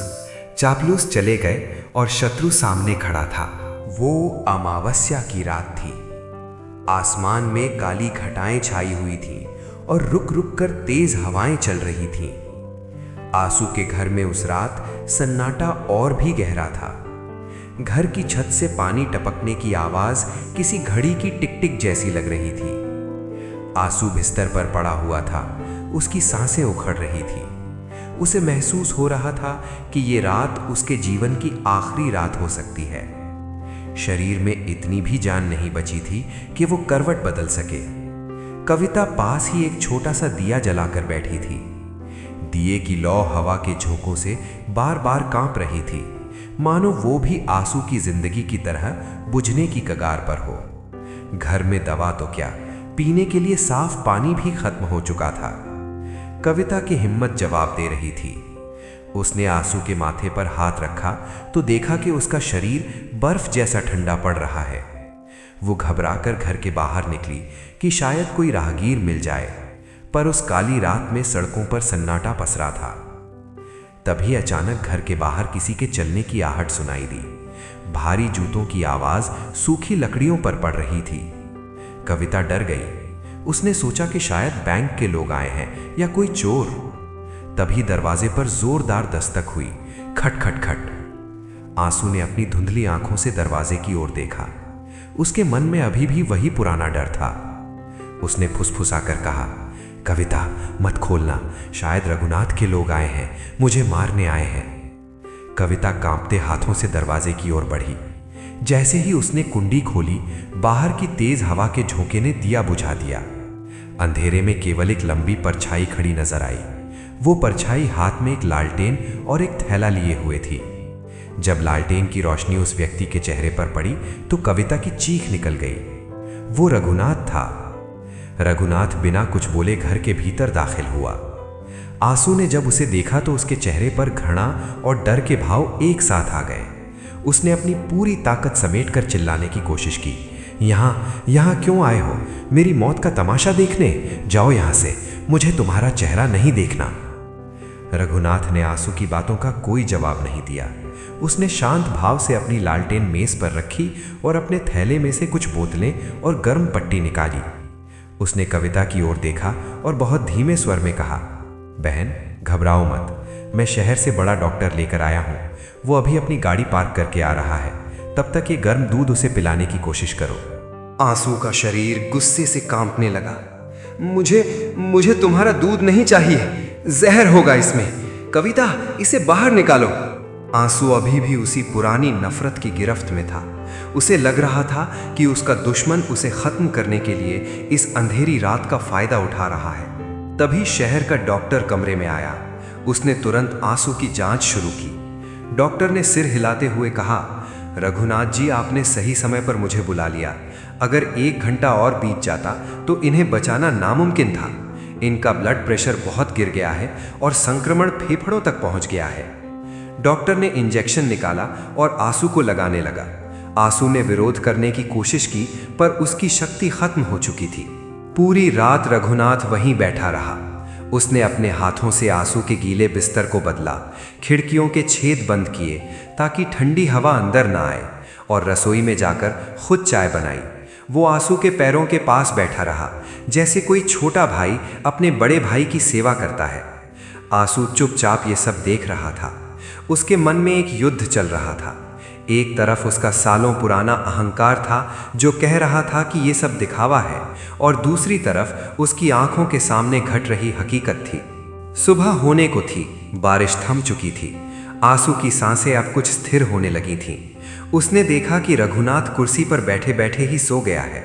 उसके कपड़े कीचड़ से सने थे और उसके हाथों पर वही पुराने निशान थे जो उसने आंसू की दुकान की आग बुझाते समय झेले थे। आंसू को पहली बार एहसास हुआ कि जिस व्यक्ति को वो अपना सबसे बड़ा शत्रु मानता था, वही इस काली रात में यमराज के सामने दीवार बनकर खड़ा रहा। जब रघुनाथ की आंख खुली तो उसने देखा कि आंसू उसे गौर से देख रहा है। रघुनाथ मुस्कुराया और बोला, आंसू भैया घबराइए मत, बैंक से मेरी बात हो गई है, आपका घर नीलाम नहीं होगा। मैंने ज़मीन के उस विवादित टुकड़े को बाजार भाव पर खरीद लिया है और वो पैसा बैंक में जमा कर दिया है।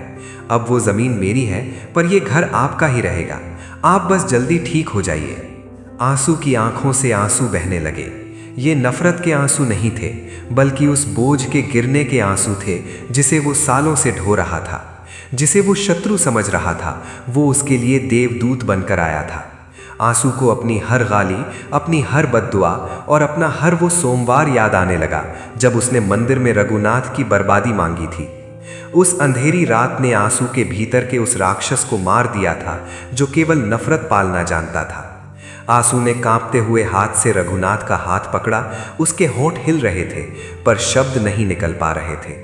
रघुनाथ ने उसके हाथ पर अपना दूसरा हाथ रखा और कहा, कुछ मत बोलिए भैया, महादेव ने ही सही समय पर मुझे यहाँ भेजा है, सब ठीक हो जाएगा। सूरज की पहली किरण जब आंसू के कमरे में खिड़की के रास्ते दाखिल हुई तो कमरे का नज़ारा बदल चुका था। दवा और डॉक्टर की देखभाल से आंसू का शरीर थोड़ा स्थिर हुआ था, लेकिन उसका मन अब एक अलग ही आग में जल रहा था। ये पश्चाताप की अग्नि थी। उसने देखा कि रघुनाथ रात भर जागने के बाद अब घर के आंगन में लगे नल पर मुंह धो रहा है। कविता पास ही खड़ी थी और उसकी आंखों में हफ्तों बाद पहली बार डर की जगह कृतज्ञता के आंसू थे। आंसू बिस्तर पर लेटा हुआ अपनी छत को घूर रहा था। उसे अपनी पूरी जिंदगी किसी फिल्म की तरह अपनी आंखों के सामने चलती हुई दिखाई दे रही थी। उसे याद आया कि कैसे उसने सालों पहले उस जमीन के लिए रघुनाथ के पिता को सबके सामने भला बुरा कहा था। उसे याद आया कि कैसे उसने अपनी दुकान की सफलता को अपनी महानता मान लिया था। उसे वे तमाम सोमवार याद आए जब वो शिवलिंग पर दूध चढ़ाते समय मन ही मन रघुनाथ के बच्चों की बर्बादी की प्रार्थना करता था।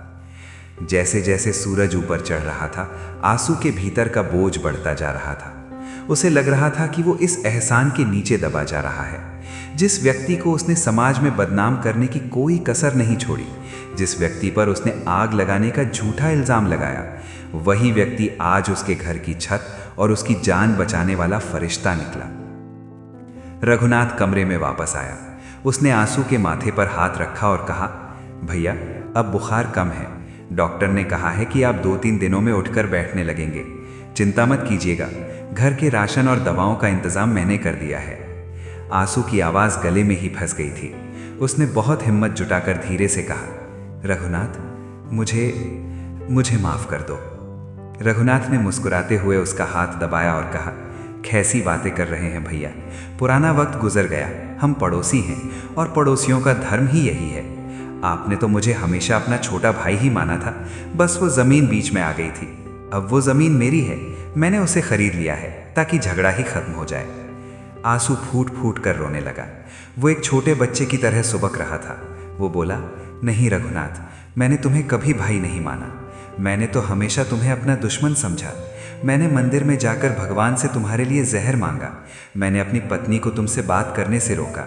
मैं कितना नीच था कि तुम्हारी दी हुई मदद को भी ठोकर मार देता था। आज मेरी जान बच गई, पर मेरी रूह शर्मिंदा है। कविता ये सब दरवाजे पर खड़ी सुन रही थी। उसे लगा कि आज उसके घर के मंदिर में सचमुच महादेव का प्रवेश हुआ है। पश्चाताप के ये आंसू उन हजारों लीटर दूध और जल से कहीं ज्यादा पवित्र थे जो आंसू ने सालों से शिवलिंग पर चढ़ाए थे। आंसू को समझ आ गया था कि सच्ची भक्ति का अर्थ किसी को नीचा दिखाना नहीं, बल्कि सबके भीतर के ईश्वर को पहचानना है। पश्चाताप की ये अग्नि आंसू के भीतर के सारे मैल को जलाकर राख कर रही थी। वो बार बार रघुनाथ का हाथ पकड़ता और उसे चूम लेता। उसे लग रहा था कि वो एक नए संसार में आ गया है जहां नफरत की कोई जगह नहीं है। उस दिन आंसू ने न सिर्फ बीमारी से जंग जीती, बल्कि अपने अहंकार पर भी विजय पाली थी। सत्य के इस साक्षात्कार ने उसे एक भक्त से एक इंसान बना दिया था। आंसू को पूरी तरह ठीक होने में लगभग 1 महीना लगा, लेकिन ये महीना उसके पुराने जीवन के किसी भी महीने से बिल्कुल अलग था। अब आंसू के घर का दरवाज़ा हमेशा खुला रहता था। वो जो पहले किसी की परछाई से भी नफरत करता था, अब बिस्तर पर लेटे लेटे ही खिड़की से गुजरने वाले हर व्यक्ति को देखकर हाथ हिलाता और मुस्कुरा देता। उसके चेहरे की वो पुरानी कठोरता गायब हो गई थी और उसकी जगह एक शांत चमक ने ले ली थी। एक सुबह आंसू पहली बार लाठी के सहारे धीरे धीरे चलकर घर के बाहर आंगन में आया। धूप खिली हुई थी और हवा में एक ताजगी थी।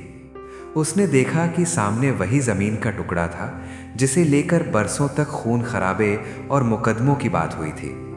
रघुनाथ वहां कुछ मजदूरों के साथ खड़ा था। जैसे ही रघुनाथ ने आंसू को बाहर देखा, वो दौड़ कर आया और उसे सहारा देकर एक कुर्सी पर बिठाया। आंसू ने उस जमीन की ओर इशारा करते हुए पूछा, रघुनाथ, अब तो ये जमीन तुम्हारी है। तुम यहाँ क्या बनाने वाले हो? कोई बड़ी दुकान या अपना नया घर? रघुनाथ ने मुस्कुराते हुए कहा, नहीं आंसू भैया, मैंने कुछ और ही सोचा है। इस जमीन ने हमारे परिवारों को बहुत दर्द दिया है। अब मैं चाहता हूं कि ये जमीन लोगों को सुख दे। यहाँ मैं एक छोटा सा विश्राम गृह और औषधालय, डिस्पेंसरी बनवा रहा हूँ, जहाँ गांव के गरीब लोगों का मुफ्त इलाज होगा और राहगीर आराम कर सकेंगे। आंसू की आंखों में फिर से आंसू आ गए। उसने रघुनाथ का हाथ थाम लिया और कहा, तुम सचमुच बहुत बड़े दिल वाले हो।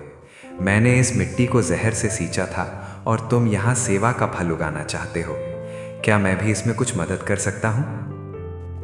रघुनाथ ने खुशी से कहा, बिल्कुल भैया, आप ही तो इसके संरक्षक होंगे।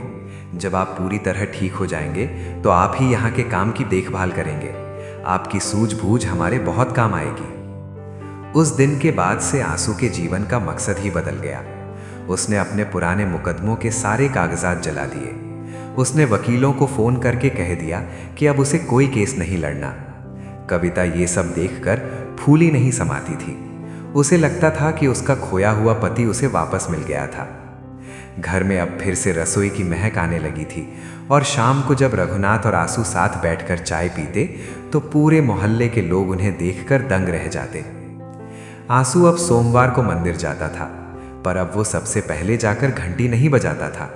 वो चुपचाप लाइन में खड़ा होता और जब उसका नंबर आता तो वो केवल इतना कहता, प्रभु, मुझे प्रेम का रास्ता दिखाने के लिए धन्यवाद।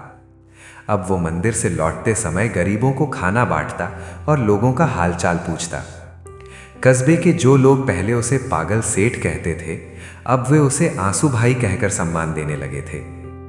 एक दिन आंसू ने रघुनाथ से कहा, रघुनाथ, मेरी दुकान तो जल गई, पर उस आग ने मेरी आंखों का जाला भी जला दिया।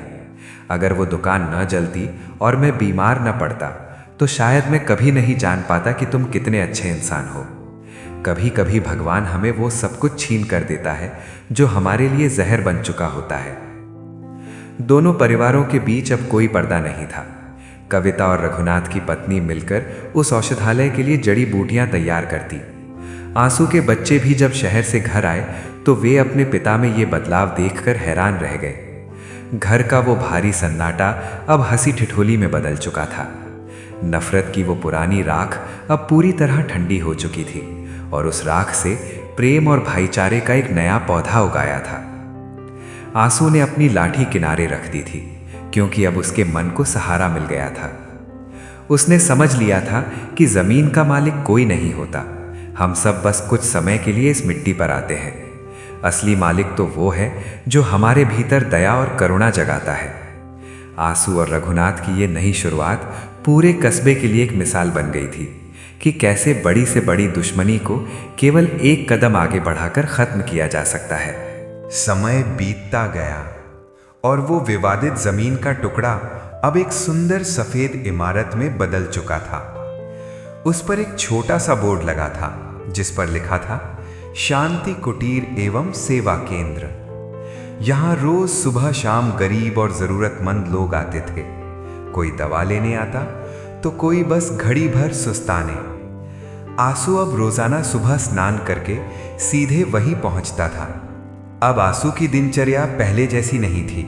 वो अब भी शिव भक्त था, लेकिन अब उसकी भक्ति मंदिर के दीवारों तक सीमित नहीं थी।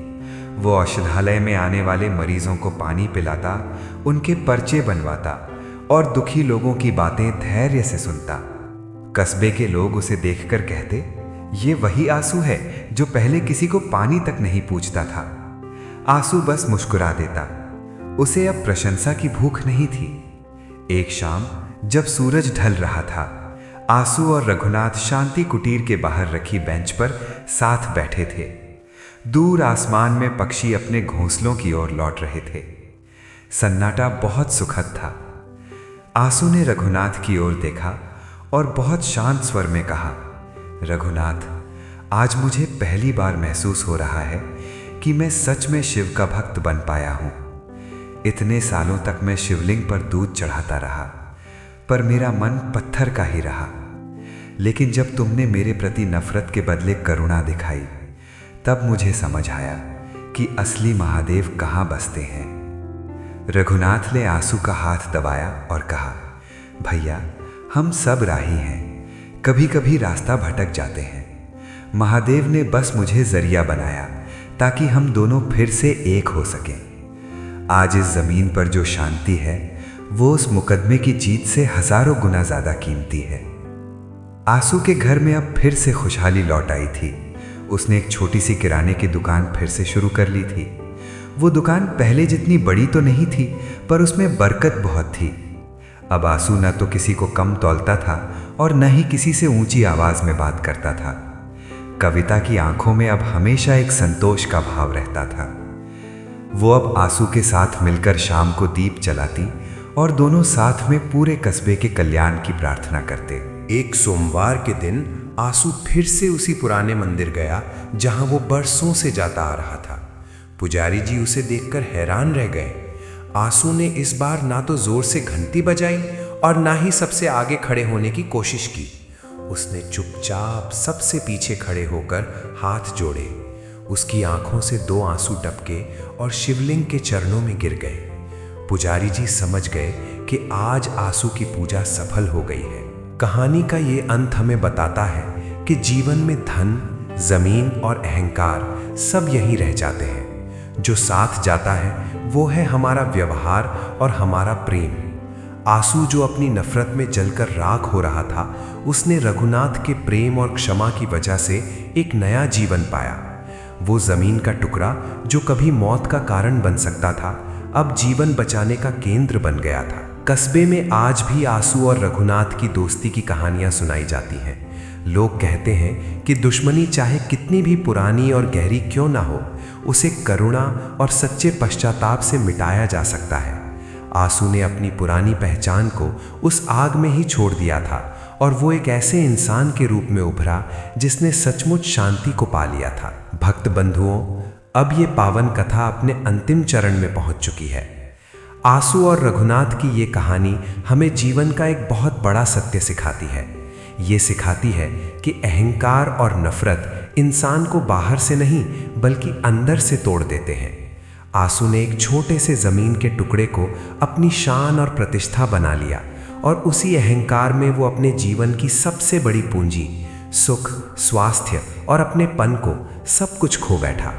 मुकदमे, वैर और द्वेष ने उसके व्यापार को भी नष्ट कर दिया और उसके शरीर को भी रोगों से भर दिया।